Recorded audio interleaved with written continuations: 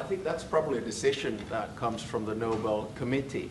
And my take is that there are two key pieces that have to be solved in the big picture. One is in the Middle East, and we're seeing the results of that. And then the other one is between Russia and Ukraine. And once those are solved, I don't see any impediments to it. Do you plan to nominate Mr. Trump next year if he doesn't win? This year? I think probably the best nomination would be coming from Zelensky and then the King of Jordan. Those would be two that would come. But I think you have to, my experience with the Nobel Peace Prize comes from Martti Ahtisaari, the former president of Finland. He got it in 2008, and he got it because he negotiated 3 peace agreements on 3 different continents. Namibia in Africa, Kosovo, Serbia in Europe, and then Aceh in Indonesia. And his message was always that when you do a peace agreement, the key is that it looks like an equal match, that the big guy doesn't win over the small guy, and vice versa. But I have to say that the track record of the President of the United States in the past 7 months, 8 months is rather impressive. Mr. President, follow up on the Nobel Peace Prize. Thank you so much, Mr. President. First of all, thank you, all of you, in behalf of the State of Israel, for everything that you're doing for my country. I want to know, how do you see the Middle East in a year from now under your leadership? And if you see maybe option for normalization between Israel and Saudi Arabia? I think it's going to be great. I think it's the hostages will be coming back Monday or Tuesday. I'll probably be there. I hope to be there, and we're planning on leaving sometime Sunday, and I look forward to it. And everybody I see is celebrating in Israel, but they're celebrating in many other countries too. A lot of the Muslim and Arab countries, they're celebrating. Everybody's celebrating. Everybody loves the deal. So it's a great honor to have been working on it. And as you know, it's all finalized and done. We've had a lot of terrifically talented people. We've had tremendous support from UAE, Saudi Arabia. Qatar has been unbelievable. Egypt, as you know, and Jordan. Indonesia, it's... I don't want to leave anybody out. Just so many different countries. It's been incredible. Nobody's seen anything like it.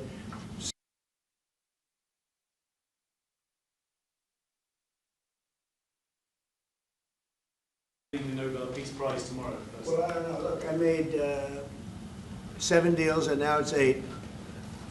Solved the wars. One going 31 years, one going 34 years, one going 35 years, one going 10 years.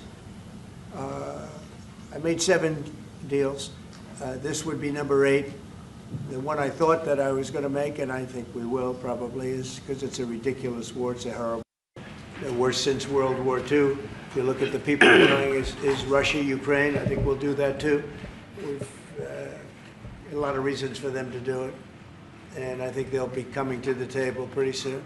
But this is the biggest of them all. This is a big one. Although I think India and Pakistan is very big. 2 nuclear nations. I made that. I did that based on trade and because of the tariffs. If we didn't have tariffs, you wouldn't have been able to do it. But I said, if you guys are going to fight, I'm putting 100% tariffs on each of you.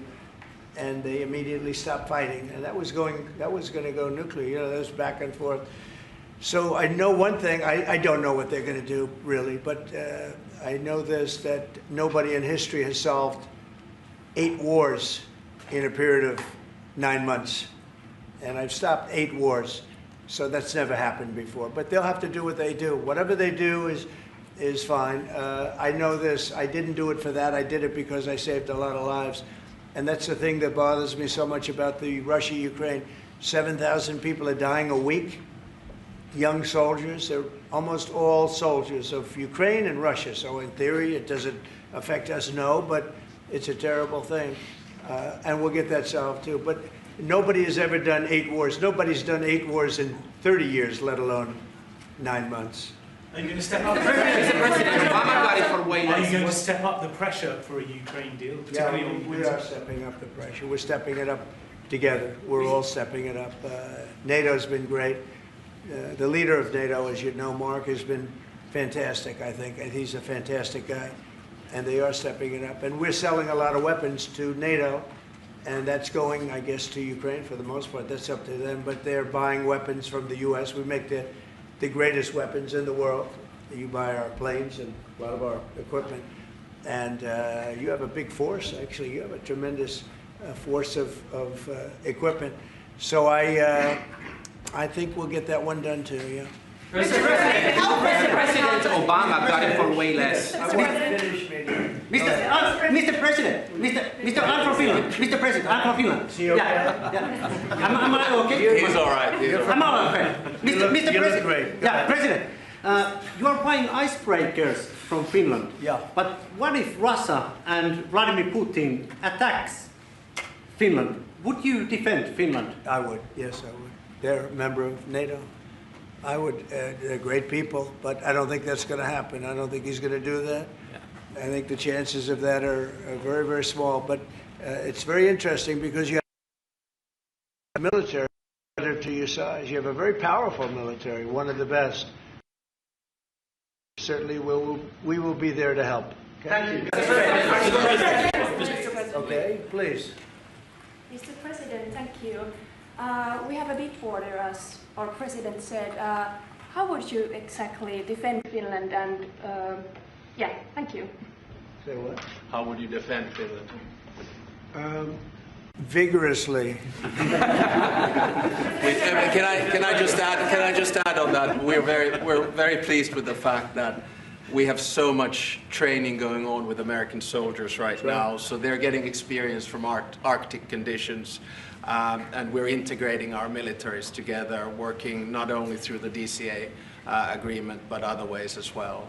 We see that day to day in the work that we do, and it's working well. Okay? Please. Yeah, thank you. How do you Where are see you this? from? I'm from Finland too. Finnish Yeah, music. Yeah, a lot of Finns, It's no? very impressive. So, Mr. I like President, them better than our reporters. thank you. So, how do you see the situation in the Arctic developing? Are there going to be any mutual plans for Finland and US to cooperate We have there? a lot of relationships together. I mean, mostly buying our military equipment. They buy a lot of it. They have an order, I guess, 60 planes, 64 F-35s, and many other things too.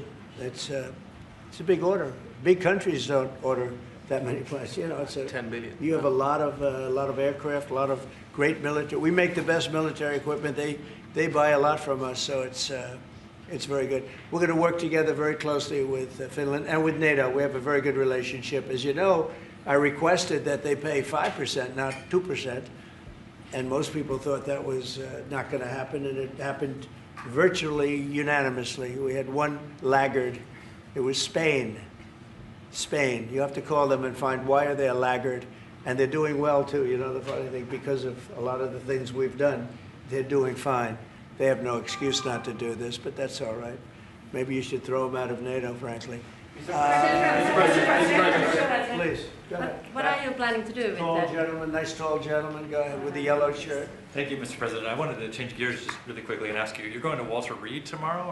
What are you having done, and how are you feeling? I'm meeting with the troops, and I'm also going to do a sort of semi-annual physical, which I do. And I think I'm in great shape, but I'll let you know. But I have no difficulty thus far. Is there wood around here? I'll knock on.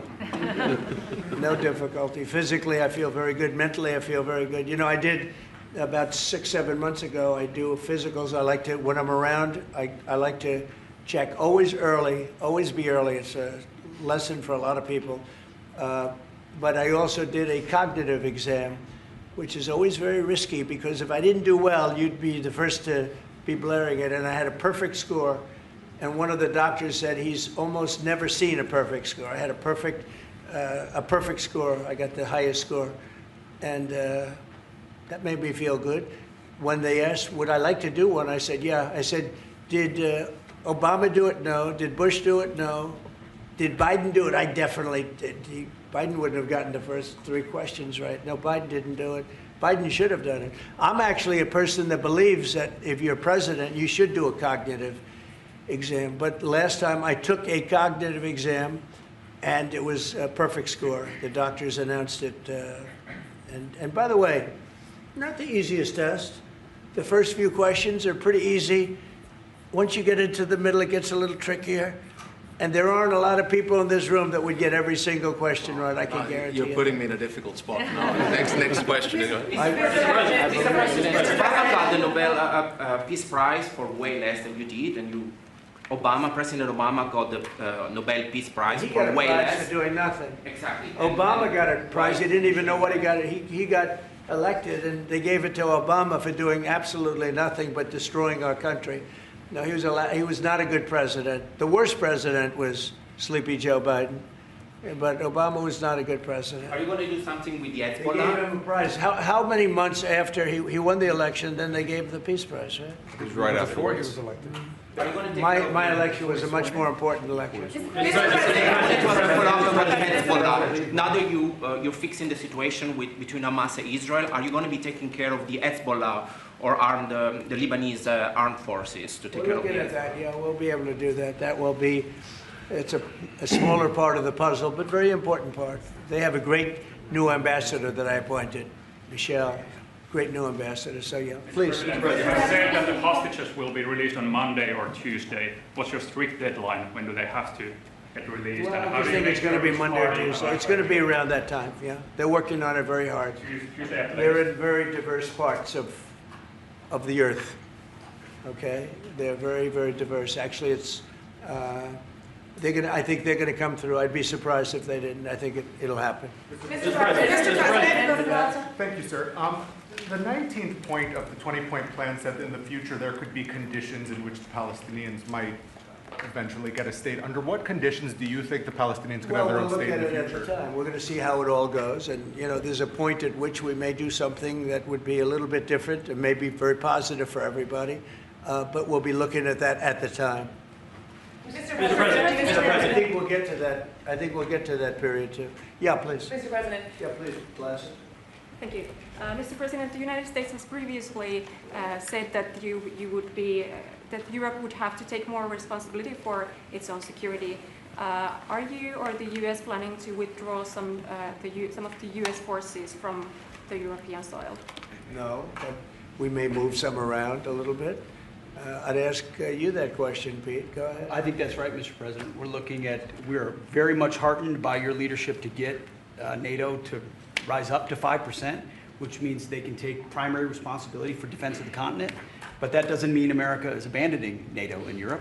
But we could look at where our troops are postured, what makes the most sense for America and our NATO allies. We have a lot of troops in Europe, as you know, a lot. And we can move them around a little bit. But no, basically we'll be pretty much set. Go ahead, what's the second? My second question would be, are you planning to impose more sanctions on Russia at this point? I might, yeah, I might. Mr. President, your 20-point plan says we will encourage people to stay. Can you confirm that as Gaza is rebuilt, that no one will be forced to leave? Yeah, nobody's going to be forced to leave. No, it's just the opposite. This is a great plan. This is a great peace plan. This is a plan that was supported by everybody. I mean, as I said, they're dancing in the streets of many, many countries right now. It's amazing. I've never seen anything like it. No, we're not looking to do that at all. And Mr. President, how soon do you think that we can see a full withdrawal? Mr. President, can you cut through the politics on the shutdown? We had another failed vote today. Can you speak to our viewers from Orlando to Sacramento?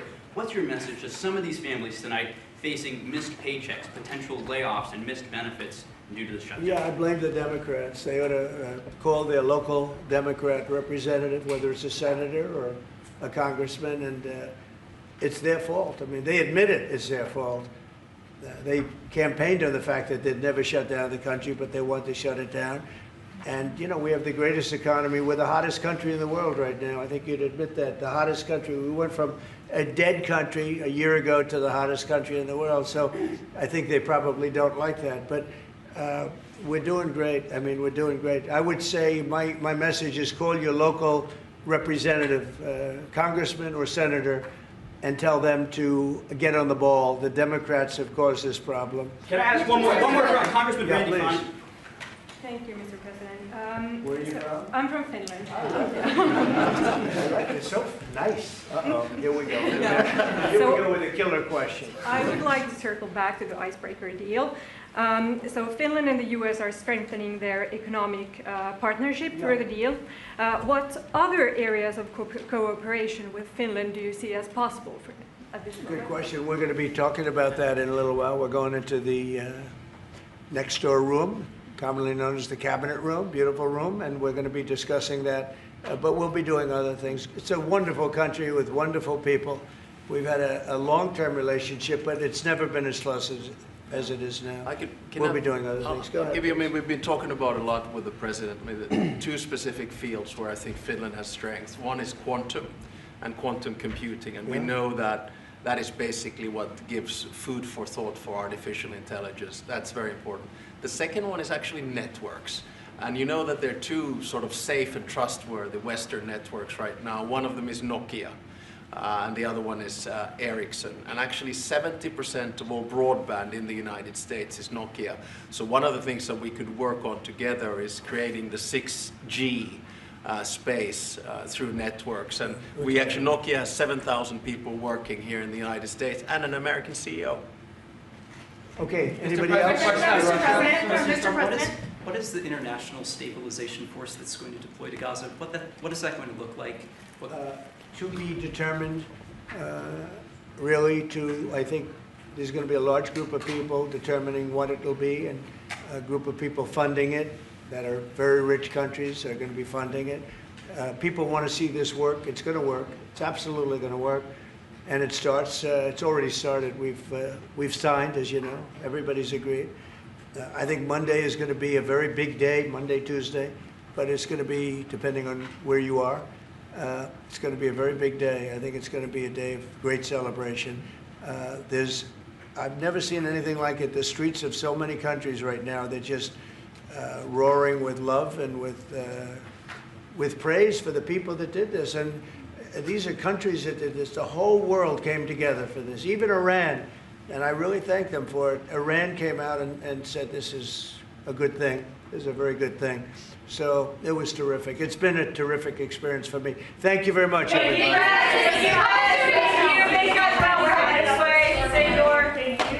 Thanks, guys. Thank you. Start moving. Thank you, Chris.